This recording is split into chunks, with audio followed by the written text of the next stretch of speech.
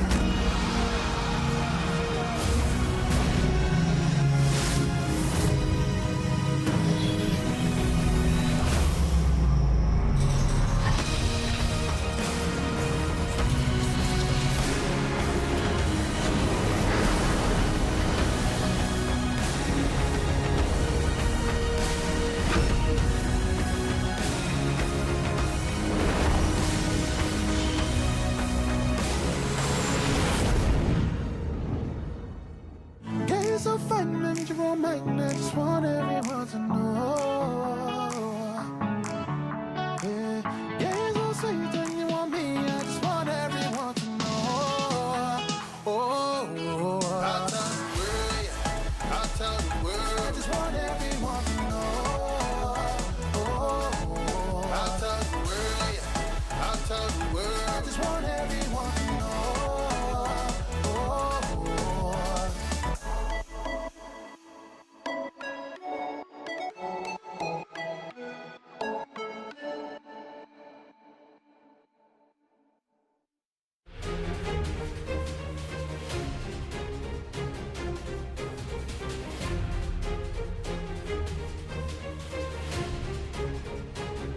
Welcome back, ladies and gentlemen, to LCK Spring 2019. I hope you guys are ready for another matchup of League of Legends because, to be perfectly honest, that first series took a lot out of, I know, everyone who was watching. It was absolutely incredible, and now we've got to dip down the other end of the standings. Papa Smithy? A real change of pace, you would say. Yeah. In our second series, KT versus GenG on paper before the season started, a barn burner, a match with a lot of narrative history, but feels like a lot of that history is kind of irrelevant right now. It's much more about the mud fight for staying away from joining a FLICKR Freaks in the danger zone next to Jin Air at the bottom of the table. KT have had 2 weeks to pick up the pieces or examine the fire that they've been under. They have really struggled so far this season. Even lineup-wise, they haven't really seemed to know who their strongest 5 is. Interesting to see who they decide on today and just who's better, because right now, feels like the loser of this battle is in even more of a dogfight, stay out of relegation. Yeah, exactly right, because of course Onti's been playing the majority of the games recently. I mean, Smeb and King have been spending a lot of time switching around up towards the top side of the map as well, so it would be exciting to see who is actually going to be on the roster here for KT, and I think it's actually a very different story. Of course, remember the 2-week break was there for Griffin as well, but I think it means a lot more if you haven't been doing so well to have the availability of the mental reset, because they're 2 to 3 games behind a lot of their opposition, and this match especially is super important, because if they can beat GenG, then it's likely they can leapfrog them here at this part of the standings as well. So this will be, of course, the 13th match for GenG, but only the 11th for KT. As you can see, 2 and 8 on the KT scoreline. And I agree with your idea of kind of being either a new dawn for KT or an examination of their flaws. Because if they can get the win here, then you're right. There's so many games in hand, and you say, hey guys, we're not mathematically out of playoffs yet.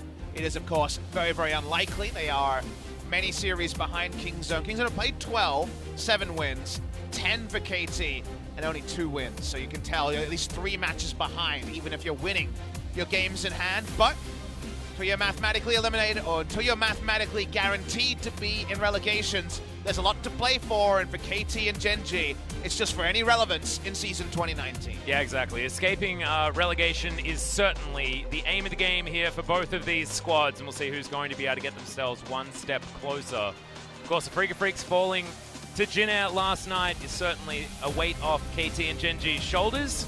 Let's see what they can get done as KT coming off 4 losses in a row, and only a couple in the hands of GenG. However, their only victory over the last 7 was against Jin Air Greenwings. honestly, you look at the history and so it feels like the only significant result among the 10 for each is the result against each other. Teams they're beating are FLICKR, GenG, not relevant. So really, it's about the fact that GenG actually beat KT Rolster in the first round robin. That was a superhero Ruler carry where the fact that Ruler was the marksman only, I'll win in the late game, was more than a couple of Vladimir games, and just some general play from the side of KT was enough. And that tells you something about Ruler we already knew. It also tells you that elsewhere on the map was deprioritized to the point where someone like BDD wasn't enough to have the matchup against Fly be the game decider after all. Exactly. I like the second point. KT coming back after a long break. What kind of strategy will help them recover after their week of death? Well, week of death hopefully was a week of life to follow it up, because of course no matches means no losses. That reset mental is the question here. And both teams with unsettled entries, who would be today's starting players, is another very relevant one that we've already covered here. To start this one off, it's a very different experience to what we had in our first series of the night, but still very important for both of these teams. I actually like the stat here. We do get a meaningful difference between KT and GenG that I think plays into what we were discussing. Look at the gold leader 15 win rate. KT have a negative win rate when they were ahead, and that's 9 games. Yeah. That's 9 best ones, remember. GenG, when they've had the gold rate at 15, is 55%. So the gold lead, the early game, has really not been there for the side of KT Rolster, and translating that hasn't been there either. You have to feel like if it goes late, you're going to love where Ruler's at, but I'm going to be watching BDD and whichever jungler KT decide to field, because to me, those are the ones that should make it, not just about Ruler. Yeah, and I'm not sure whether we're watching a KT highlight or a Griffin highlight at this point in time, but it does say a lot about the KT season so far. Eventually you did see that it was the bait onto Lehens there. SnowFlower blocking damage is what we found, but KT coming off a pretty difficult schedule just recently. They do have an opportunity now to bounce back. And the question is definitely about who we're going to see on the side of KT.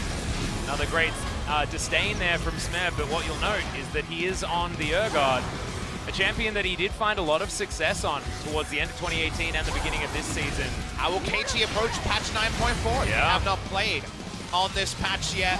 It does encourage crit 80 carries, and that's not where they found success for Zenit, that's for certain. So finding a way to get relevancy there can be big. GenG last played against Hanwha Life, and to GenG's credit, it was a 3-game series. Hanwha Life were a little bit all over the place in this series, but regardless, GenG were able to pick up a game victory, and that is something they should be commended for. Yep, and it was Ruler that was playing out of his mind in that series as well. His Ezreal absolutely incredible, as we can see right here. He does not miss a spell on a key target at any point in this team fight.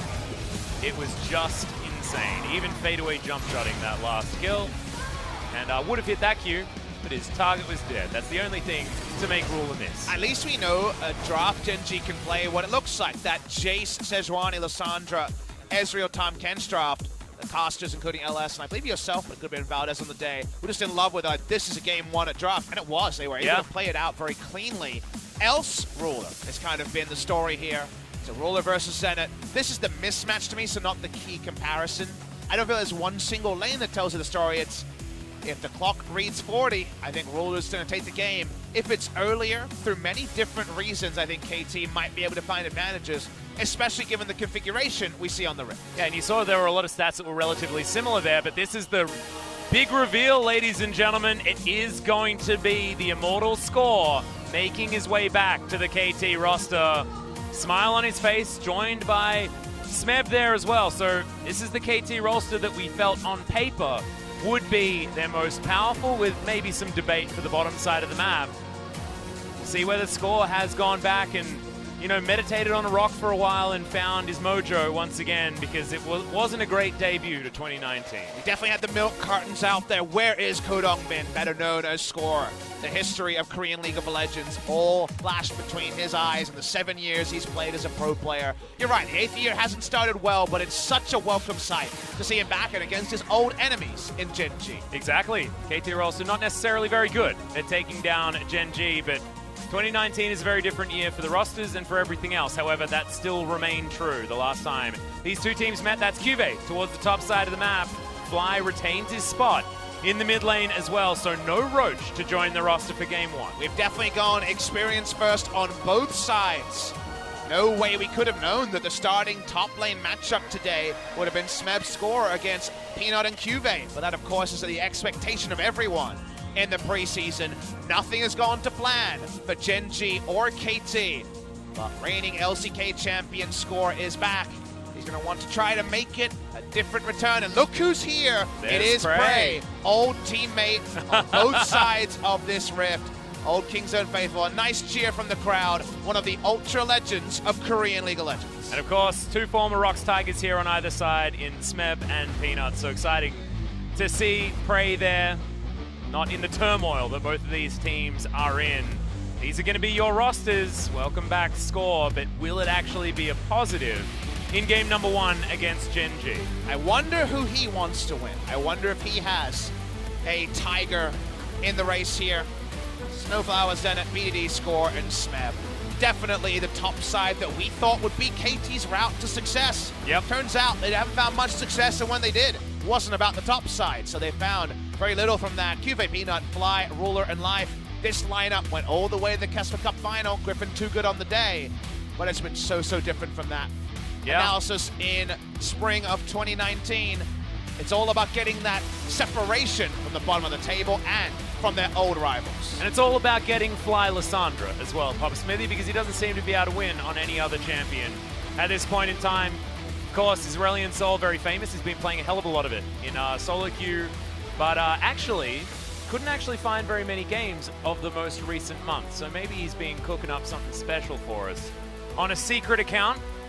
Special sauce in solo queue is possible right now. A lot of people not playing on their mains. Of course, the new system being in there has kind of put all the traditional ways to evaluate performance all over the place. Only really subs are climbing high in terms of solo queue and solo rank. That being said, Ruler is ranked 2 right now. He is, but definitely some understandable reasons on all sides. No understandable reason for KT and GenG to be so far down the standings. But this is the world we live in. Game number 1, KT versus GenG, patch 9.4. Remember, Silas global ban for this matchup. Yep, not going to see it, and we're also not going to see Lissandra. KT have done their homework, and Fly is not going to have his by far most successful champion. That's going to be the first ban here, of course. More flexibility on the blue side, as the answer is the Vladimir. Where someone like Fly goes is going to be intriguing to see. Bans continue for KT. Now that they've banned Fly out, I guess they can ban away some Ruler champions. Exactly. Oh dear. LeBlanc going to be the second ban here for GenG. We'll see whether the Lucian is going to be baited out here and GenG can get potentially something else. And I gotta say, I really have no read on KT Rolster today because, it feels like their previous results shouldn't be relevant, right? They were no good in their first 10 series and they found no rhythm. They didn't really seem to have an avenue for victory. So I feel for GenG, what do you ban against this team? Because I think KT doing some team building, doing a lot of scrims, would just be craving an identity over the past 2 weeks, and that identity for this Game 1 draft is the first pick, Kalista. Yep, Kalista going to come in, and the Galio remains available alongside both the Alistair and the Thresh, so not going to be able to pick away too much that Kalista is going to be able to synergize very well with, but the Galio has certainly been pick number 1. Could be an option here for GenG if they want to lock that one away. The other champion that really needs to be noted is the Jace. I'm very surprised that it wasn't first picked for KT. I actually don't mind it because I don't think you're so worried about giving CuVee Jace. He's someone who has struggled heavily this season, and yes, they have a Jace victory, but it was Roach who was playing in the Jace game last time out. So with Lissandra open and other choices open, it feels like GenG are playing towards the level of their opposition rather than just cribbing notes and taking other required picks. Okay, Lissandra's banned, I should mention, but at the end of the day, they're very much playing against their opposition here, and they're just going to go for the AD carry matchup and say, if you want the Jace, you take it. Yep, and they're not going to, and which means that KT certainly have the option to head that way if they want to. Score's going to lock it away for most likely Smeb, but of course BDD can flex over to it if he would like to, and I guess Score could play it himself. Zenit could also theoretically play it if you want to put Kalista somewhere else randomly. BDD now trying to work out what he wants to pick up first round here for KT. Jungler could be considered here. Go back to one of Score's old bag of tricks, or you can try holding the pick for longer. I think you need support. Yeah, and that's one way to go on this. Go for the strongest laning possible duo, and this is the right call. You want to get as much laning power on the side of KT, so Calista Thresh is the decision.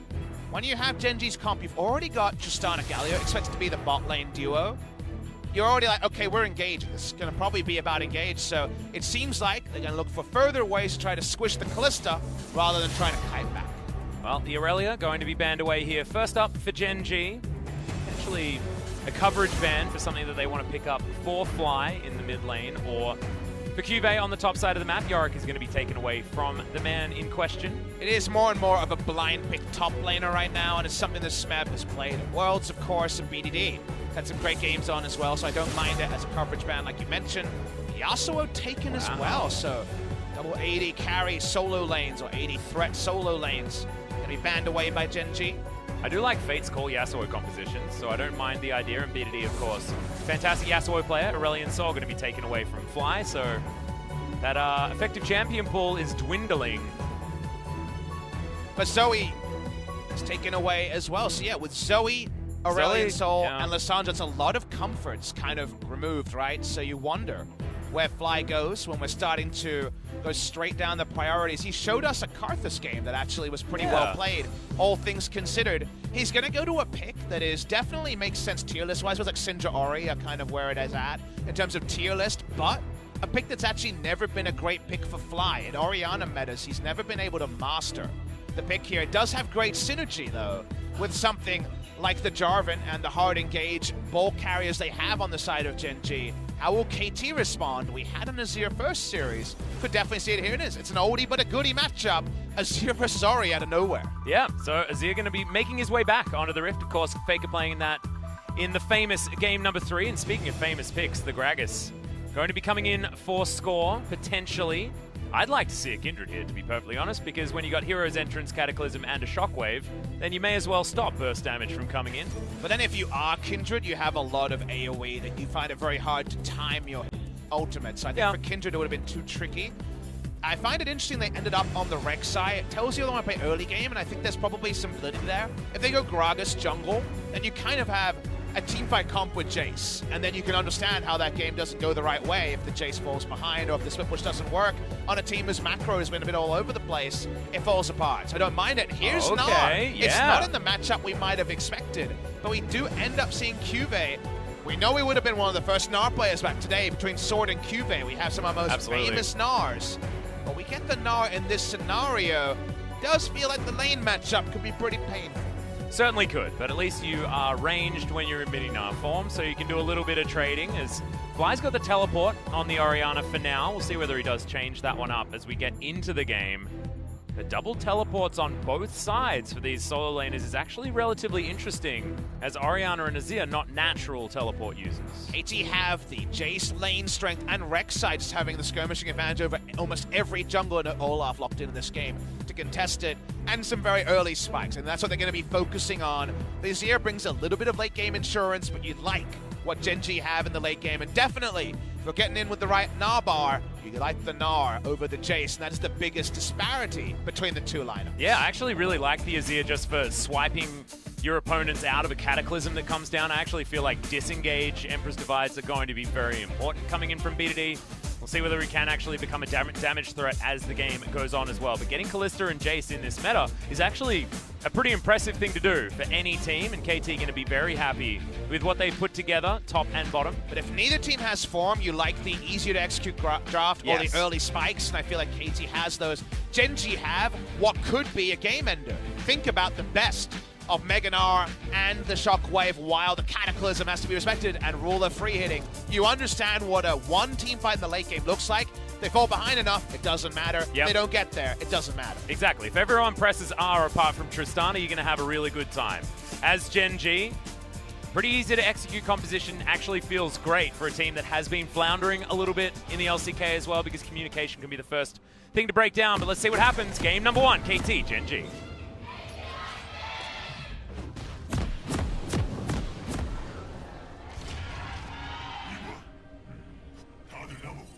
Here we are already. A hook is going to fly forward, but life just wanders to the right. That's the way that you counter a hook by the sounds of things for the Galio. Very, very assertive level 1 was being planned by KT there to get extra information for good old Rek'Sai. Score back on a pick that was his most played jungle when he debuted as a jungler in 2015 spring. So many years ago, making that role transition. Not a pick he's played so much, but what do we call Score but a pathing jungler? We say that in the nice way, not in any sort of ironic way. And, well, if you have access to the Tremor Sense and if you have the early spike, definitely a jungle pick, just like the Elise they hovered, where you could just straight up win the game through Rek'Sai's good work early game. We're going to face check here, guys. Yeah, and Life is going to get the taunt. Actually a fair bit of damage, but that's a very early rend coming from Zenit, just to guarantee some damage there onto the Galio. And trading some health on your supports is something you're not too worried about. Bar lead kind of slightly on the side of GenG. Seeing Smeb versus CuVee in the top lane, Conqueror Jace versus Summoner Airy coming through from CuVee. Just kind of grin and bear it, reality of most matchups into the Jace. But is the payoff going to be there for maybe our best Korean Gnar player? Because CuVee has had many super famous games on Gnar, maybe none better than beating Griffin in that second round match of summer season last year that had the old OGN arena rollicking just like the first series of today had the arena. I actually have a feeling that I think CuVee is the most clutch Gnar player in the world. I don't think anyone has had more huge game Gnar performances than this man over multiple years. But how much of that matters in this year where CuVee's had almost no good games at all, right? He's been the second best top laner on the lineup. Roach has definitely performed a lot more consistently.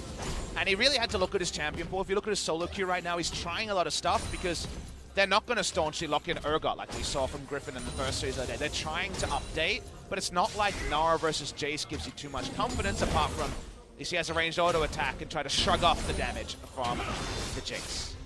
Well, right now, BDD, so much control here in this mid lane, meaning that Score is given a lot of agency around this map. He's going to use that to grab a Scuttle on the top side as well, and this is some old Score flavor as he's going to double Scuttle this game.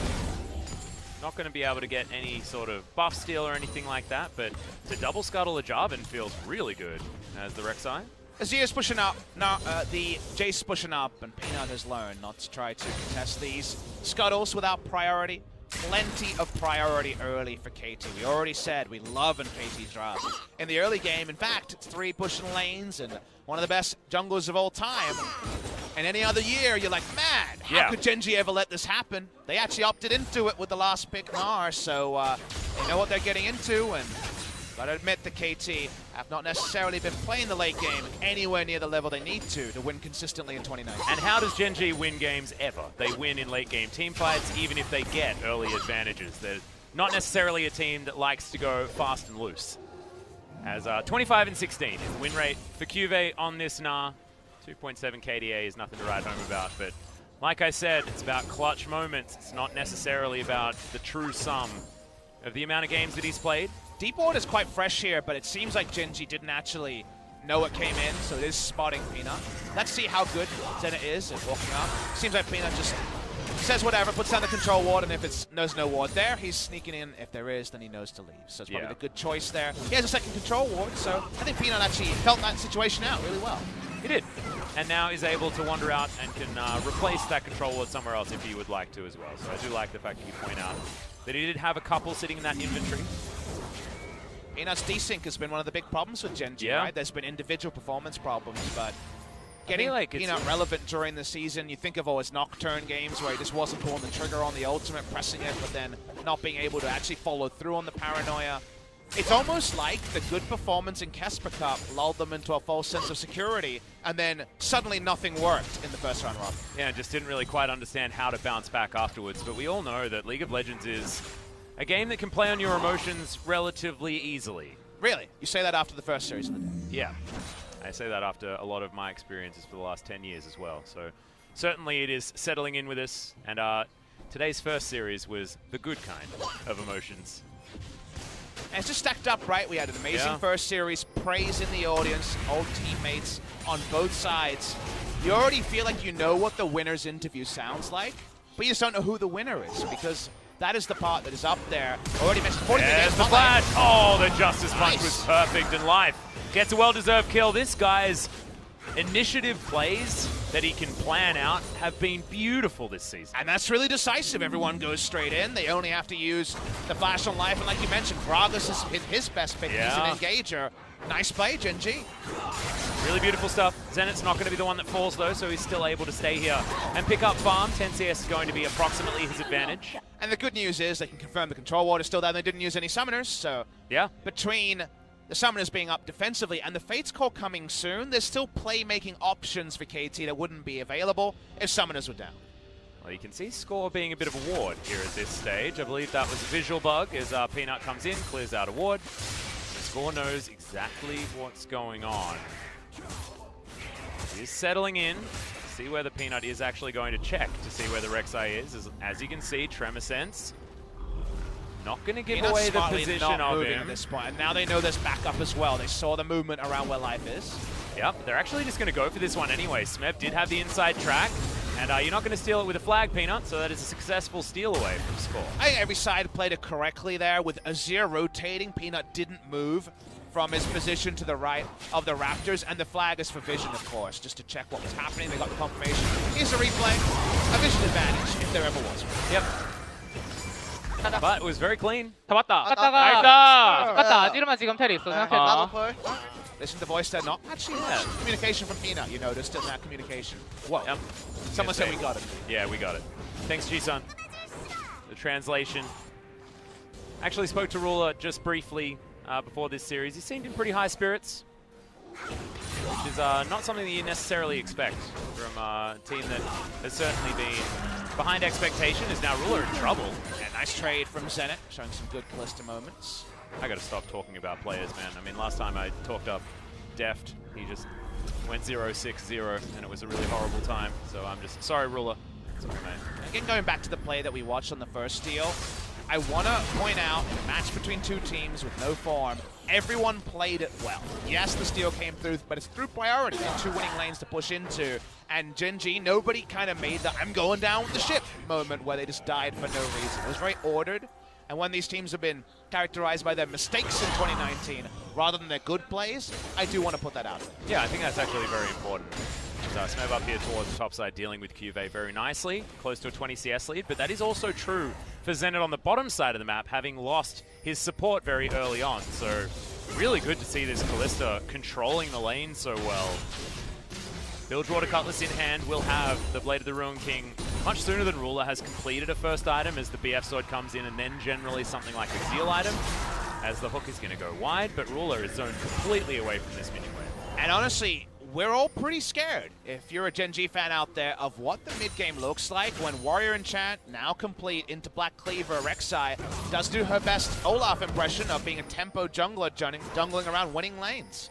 It's pretty hard to play Gnar when you got the Tremor Sense advantage, the enemy top laner has the combat advantage, and even Azir is getting the priority in mid lane. So it's winning lanes and one of the best junglers from ahead at jungling from ahead and even just blowing people up with your 5.2 AD ratio full combo on the Rek'Sai. And the reason why we thought we'd see a lot of Rek'Sai is that combo comes out way more reliably than someone like the Lee Sin.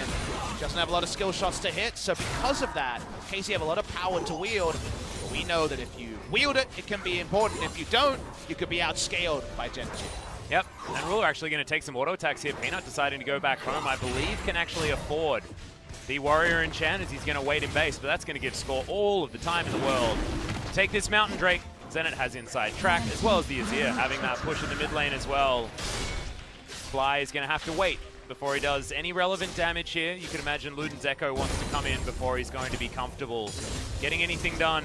I want to give a shout out to a Twitter user, KM Rocks Peanut, so kind of a funny nickname, but actually the interaction they discussed was we were talking about the attack speed scaling on the Azir. So it turns out that attack speed scaling per level doesn't impact base attack speed. Base attack speed is only what you spawn at level 1 with. So yes, you have more attack speed for more autos, but it's not the multiplicative scaling we were alluding to. So important interaction that we should shout out. Yeah, actually, yeah.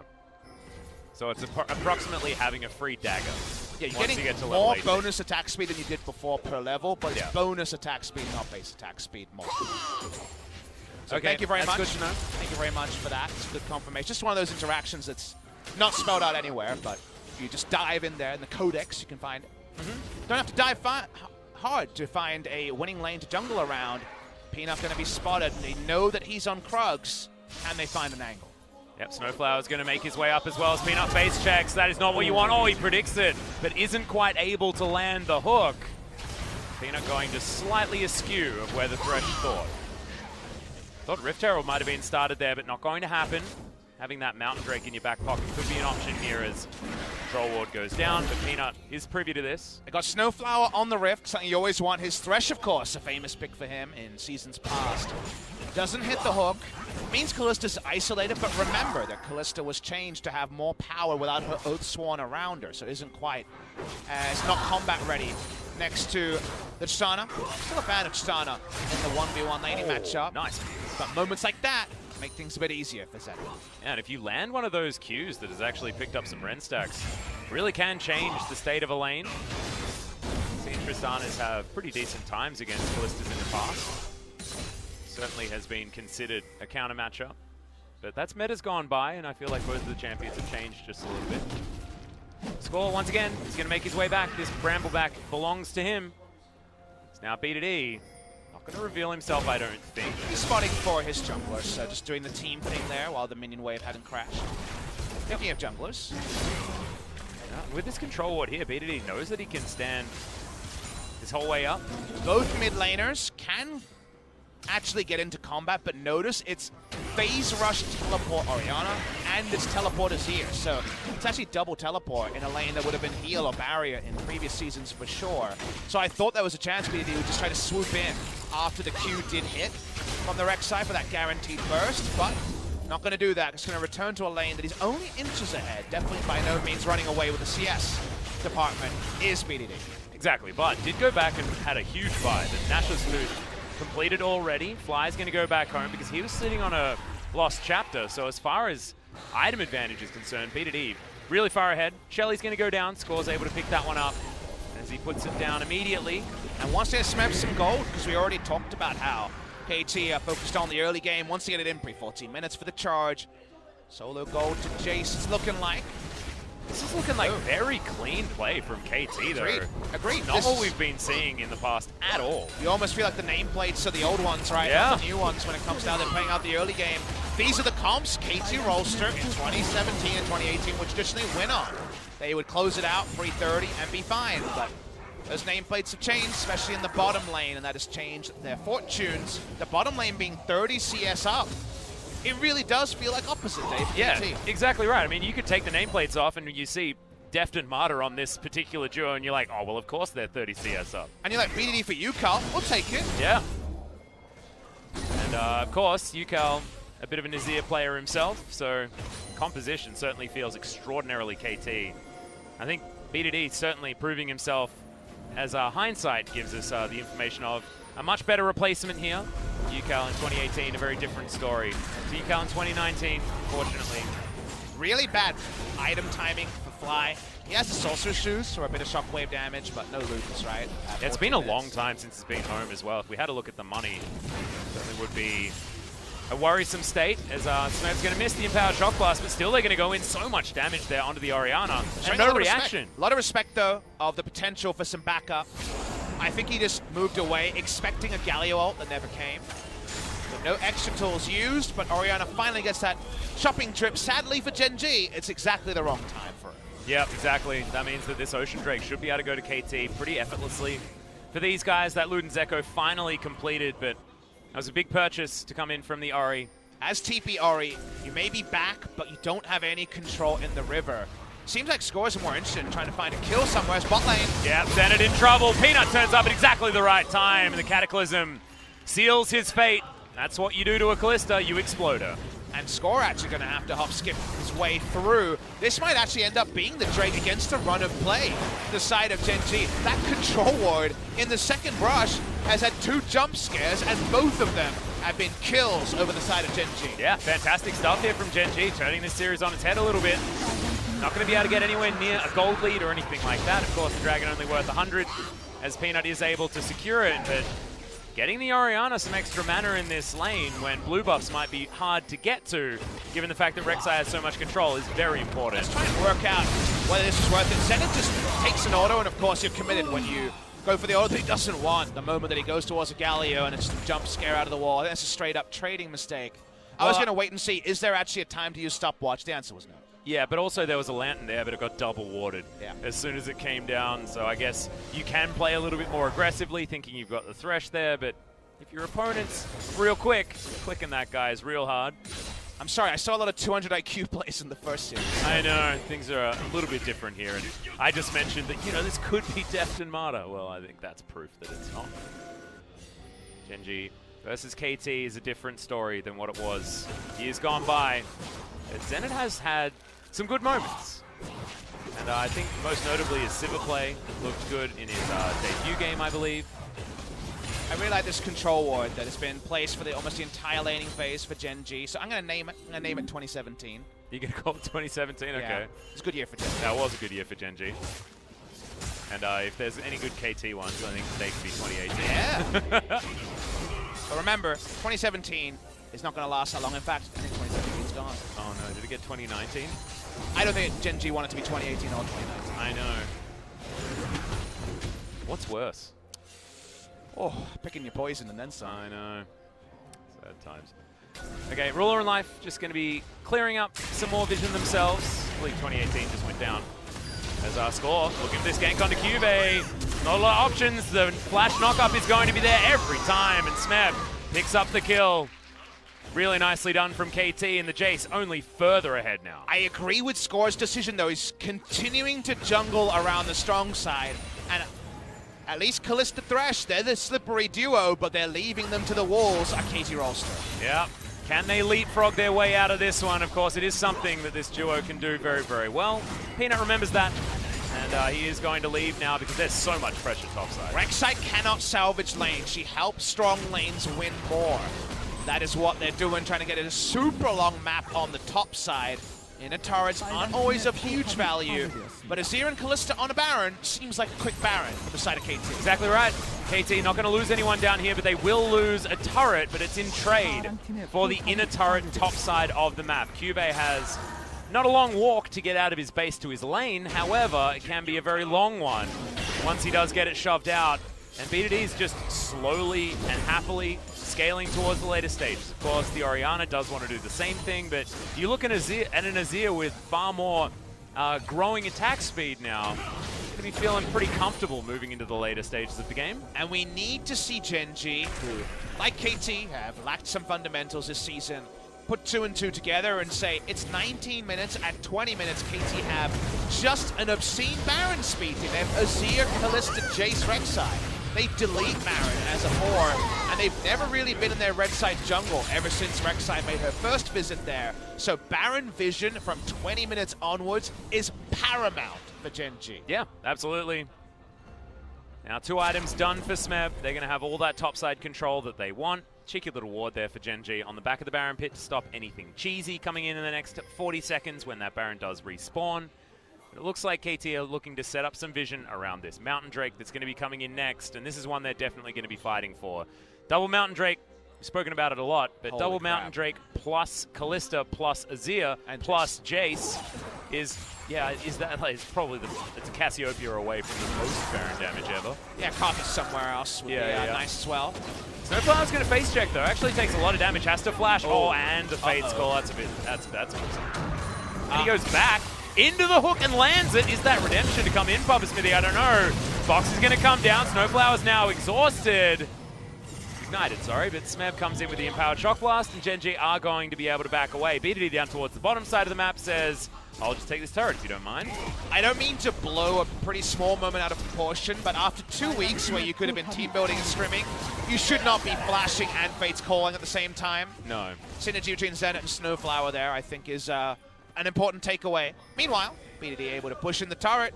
With their early spikes, they're still wielding them well. The gold lead, though, is not a game closer, though. It's only 2,000.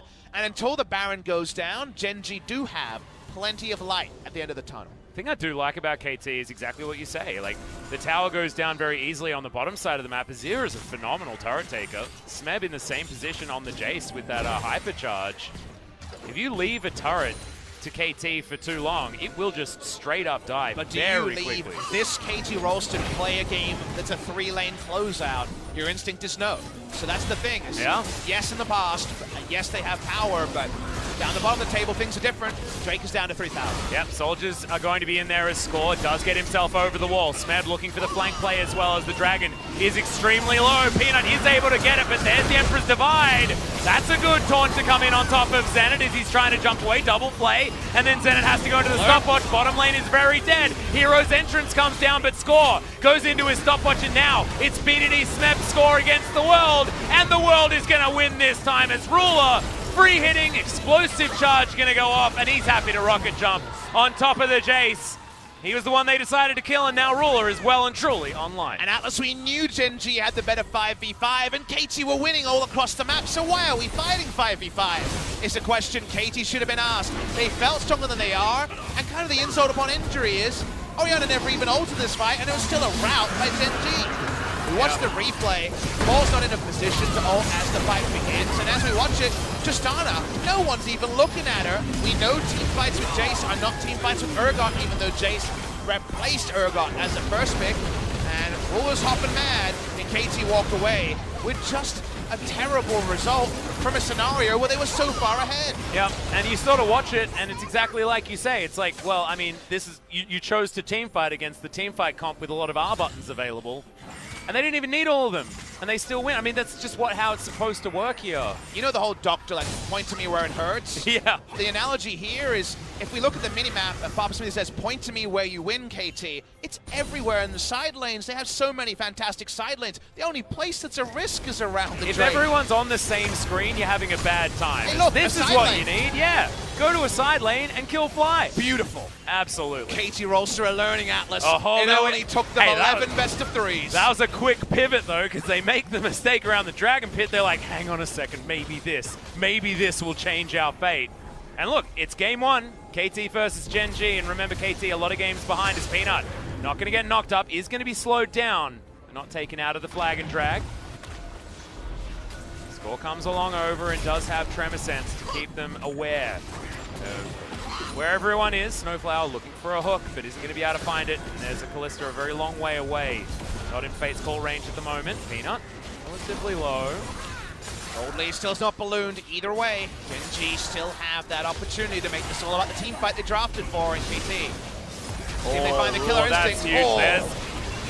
That's the powered shock blast, and that is a Tristana that cannot be in the next fight. So KT, free turrets. That's what we like. We like that. They have so much. Look at the minimap. Control wards. They still own the red side jungle. They have 2 turrets up there. Fly as an Orianna. Wave clearing. Scores overextended. Yeah. Ignore this one as Smeb's trying to get him in there, but he actually flashes over the acceleration gate. Score taking so much damage. He needs another one. The airy isn't going to be enough. There's the flash. The last boulder comes in.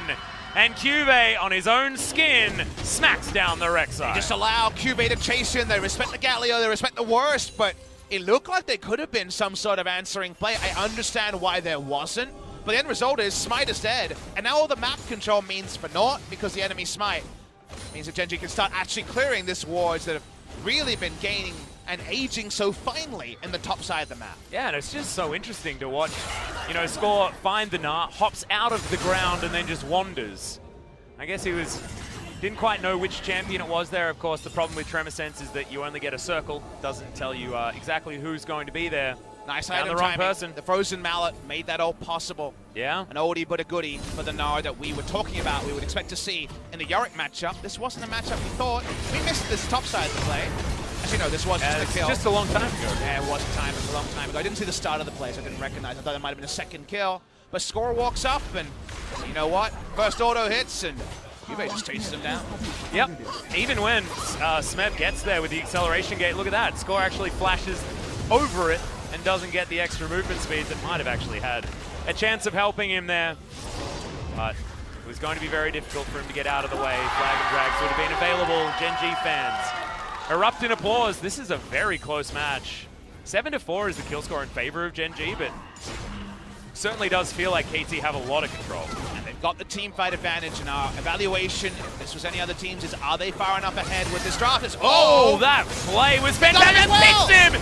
in the 3 members that are there. Ruler goes into his stopwatch, but he can't move out of the way. The double knock-up is there with the Fate's Call, and SnowFlower just takes it onto himself to win this fight. 3-man Shockwave is in there, and now they're trying to turn it around as CuVee is gigantic on the back line, but now Zenit is still hopping around the fight. Score comes in, GA in hand, and now BDD finally makes his way down. They're chasing Peanut out of here, and BDD doesn't even get hit by the boulder. They spot him. They know how this one works. The knockup is on to score, and now they've moved the wrong direction. Bit of yakety sacks here, Papa Smithy, but they should be able to just take down the job. Exactly, just trying to waste time. It doesn't work as well when it's the smite, because it means your Baron contest is still going to be weak. Wasting time, wasting time. Orianna will be able to teleport in, but that's a long time for Peanut to be off the map, and it's all from the god hand of one of the OG Threshers himself in SnowFlower. This is how you shut up anyone's analysis. Waller walks up, the note button won, and then he threads it through again. That is straight up an Aussie rules goal right there, and the Fate's Call gets the triple knockup. The teamfight was almost saved by the 3-man Shockwave to come in right here, but that was some of the best Thresh play I have ever seen. In a 4v5, BDD's not even there. It's the only reason GenG aren't routed. BDD would have just killed them where they stood. Yeah. But the super play from SnowFlower gets this moment where, remember, Peanut is still dead. Yep, 2 seconds before he's back up again. Teleport to come in from Fly to bring him into this fight. Actually, no, CuVee turns up that way. It's the hook. Gonna go wide this time, but that is just a zoning hook, guys. SnowFlower still the best. And the Baron is going to go over to KT. This series is giving a lot more than I was expecting, Papa Smithy. I was trying to find the right words there, as you could hear my brain moving. But wait, that adjective's no. Yeah, right. no. That's that one. No, that's fine. Got there in the end. That's the main thing.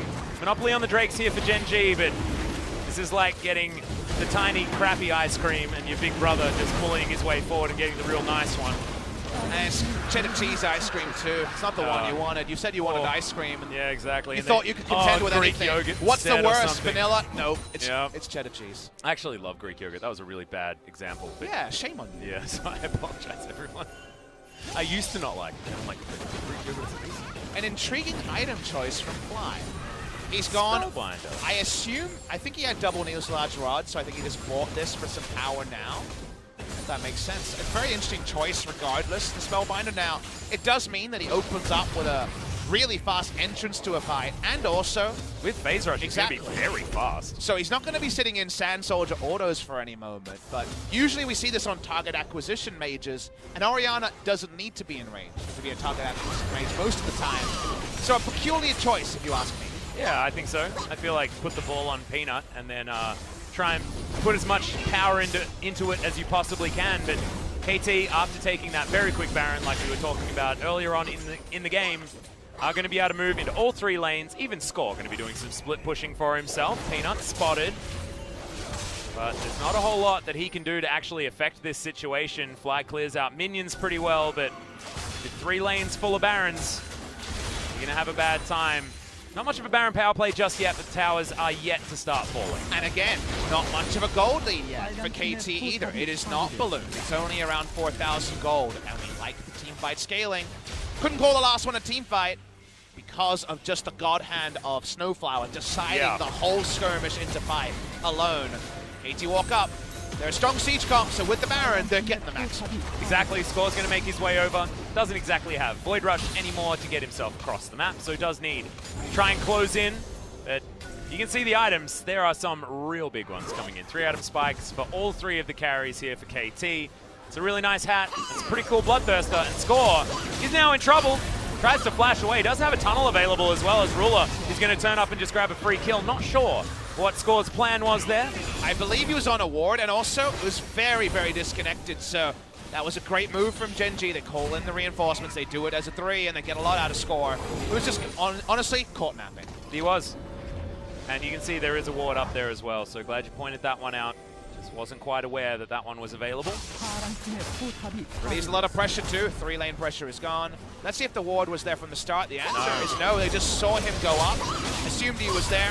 The ward confirms it, but still, they just don't have the control on this side anymore. They don't have the vision line anymore to know if allies were coming. So important takeaway, Score too far up. Exactly. Well, now we've got a BF sword on Zenit, but the 3 items are in for Ruler, plus he's augmented it. He's got a BF sword there as well, so both of these 80 carries sitting on exactly the same item timing. And when you're looking at it, Tristana at level 15 feels like it's going to be a little bit more valuable. So why do we like GenG versus KT? One of the simpler ways to, it's not just, okay, Orianna in the late game, the amount of Wombo. It's purely because Ruler will be at the back of the fight, and front-to-back team fighting, where the AD carry has to deal with the threats in front of him, is so much easier. Because GenG, CuVee can leap into the back. Jarvan can ignore people. EQR is almost an entire screen, and he can bring the shockwave with him. Meanwhile, KT's backline access, Fate's call on SnowFlower, nothing else. Jace doesn't fight anything there. So it's much harder for KT to out-teamfight GenG. Gold lead won't necessarily bear out either, as this time the hook goes wide. That was real close. Peanut going for a flank, I believe spotted. No, actually not. Thank you, observers, for showing us. Gets the control ward over, and Peanut does give himself away. Now we're playing top versus bottom side of the map. Infernal up before the Baron. Ruler can actually take some poke damage here from KT. Of course, you can poke Zenit as much as you want. Fate's call, I believe, was just used by Zenit as well. Big ult. Now we know that Ruler will have no threat onto him outside of something unbelievable, like an Azir all in. He doesn't have death cap, he doesn't have Zhonya's, he has death cap, he went full damage. So backline Azir is what BDD's looking for. Yeah, and the Rek'Sai flash knockup not available, as Score had to use it when he died on the top side of the map, so KT, not a lot of hard engage options. And Peanut, he says he's got heaps of them as SnowFlower's just put in the cage. Does land the hook though, as Zenit is starting to hop around this fight, but does cleanse out, and the Ren is actually getting some value. Oh no, that's not what you want. It is a hula hoop to come out from Fly, but SnowFlower's dead already, and it's 5 versus 4 in favor of GenG. We're just waiting for Ruler to get some autos off. He two-shots the half-health Thresh into the Death Chamber. KT gonna try and force a Baron contest, but it's too disconnected to actually dissuade the Infernal from going to GenG. Yeah, Fly's even gonna be able to pick up this money as well, not needed. Try and lock that one down. They're able to take care of their minion waves and take down an Infernal Drake before the Baron comes up. Yes, but it feels a bit greedy to do all three at the same time. Pushing both minion waves and taking Infernal is a little bit bold to me, because you're not contesting what you know is already going to be a control ward line from the enemy. It's still during a death timer, so again, you can kind of understand it, but I don't think many teams go for the ultra greed in that scenario. Yeah, I mean, it did work, so I guess you have to commend them, but you're right. It's, not exactly the best. Is Life not going to be able to taunt the Sand Soldiers? They're not alive. No, they're dead. Yeah, they are. Or undead, or whatever, oh, no, whatever it's you correct. reminded me of Anthony. And 2017. Oh, yeah. And 2018. There's some sad times here. Some item breakpoints, talk about double lifesteal onto Zenit, but a lot of backline threat means that there will be much more unlikeliness that you're just able to free fire away, and Kallista's summoners are both down. Very important to remember for the next fight, because that means that GenG should find their man more often than they don't. Yeah, exactly. That cleanse will be coming up relatively soon, but the flash very far away, and this Baron should certainly be contested before that one is available. You can see that's why he's standing so far back. He can't even reveal himself as a target in the start of these fights, because honestly, the amount of target acquisition, like you call it, from GenG is just ludicrous. They have a lot of different options. Bottom side of the map, Smeb is going to be starting to split push once again, and the vision control is going to be there for KT around this Baron for the moment. Would love to get a TP advantage, stop it being this expected Baron play from GenG, but unable to do so now. Our KT Rolster. The items are so fearsome on both sides. Yeah. And that's actually a free reset to come in here for GenG. They managed to restock on these control wards. Only 3 were picked up as they exited, but needed to replace a lot very quickly. So still 3 in the inventory. There are a lot there for KT. They were unable to use the advantage, though, as Peanut is going to move on over. Score tunnels his way out. Preyseeker does about nothing to the Jarvan. Nice TP down as CuVee trying to chase on to Smeb. Has the Randuins, but I don't think he can actually tussle with him in a long lane. GenG clearing vision. Peanut, unfortunately, could not actually pick up a control ward because he has most of a Gargoyle's Stone Plate. Still has the broken stopwatch. Usually a jungler is the most likely to have the double control ward stack. But at least he's Jarvan and can throw his flag over vision, do his best impression of the Gragas bowling we always told him. Yeah. And I like that you talk about the Gragas bowling, because I remember Rek'Sai as being one of the best Gragas bowlers in the game. By that we mean, pretty good. By that we mean if you lose map control and you're just forced to have one job of spotting Elder or spotting Baron, depending on which side of the map you're on. Much easier to spot defensively for KT around the Elder and GenG around the Baron just because of map geography. Able to do that. Tremor Sense or just throwing down the flag if you're Peanut. Yep, also Prey Seeker pretty good if your Tremor Sense is not giving you anything. Feels like super play. We're just going to jump in onto Zenit. He is bouncing away from this one, though, and does have the Guardian Angel. They're going to turn this one around immediately as SnowFlower actually botches that a little bit. Unfortunate. Not going to stay there when he goes down on the Fate's Call. GenG, a lot of damage from Ruler here as there's the Shockwave. Gets the flash out of SnowFlower, but that was only one target. And the support after he'd used most of his spells. But Ruler, look at how safely he can play up. His range is so huge at level 17. The one to watch here is BDD. They know Shockwave is down. They know Gnar doesn't want a group. Do you chance an all-in? That either wins you the game or loses you the game. Well, CuVee's actually looking for a Gnar bar as well. I don't think he actually has any at all at this point. Life going to come on over. They knew that as the hook is going to land onto the Gargoyle, and he's just dead. Zenit explodes him. This is how much damage is in the game at this point in time. Score takes most of his health bar, though, from the Baron, and they do back away. But should they have? Close. It's such a hard question right now. They back off Baron. You understand why, but we know Shockwave is down. There's no 40% CDR in this build from the Orianna. Will there be a better time to actually try to make it about a smite? Can you actually continue to play 3 lanes and close it out is an evolving question for KT. Watch the replay. Someone's got a face check. It wasn't going to be the Gnar. He only just his grouping. So they get the TP out. The TPs are disconnected, and they get the kill. Well, Buster Shot already on cooldown here from Ruler as well as we come out of that one. And most importantly, the flash was just picked up by Smeb. That feels like KT's go button. They're looking for it. Thanks, observers, for confirming. Life is not in range yet, and Peanut almost dies. Oh my god, BDD just does so much damage right now. Draw a bead has given Ruler so much extra range as that's going to be the smite. The only one in the pit picks it up. Hero's entrance comes down. 3 GAs pop at exactly the same time, and now Life gets in. The Emperor's Divide is huge, but it only manages to pick up the job, and it's a double kill for Life, who finally lands an ult that you want, and Ruler gets it. There's a control ward that they prepared earlier, and GenG smashed the fight. They rout them in the 5v5 as we thought they would, Atlas. The way it starts was about as much of an advantage as KT was going to find.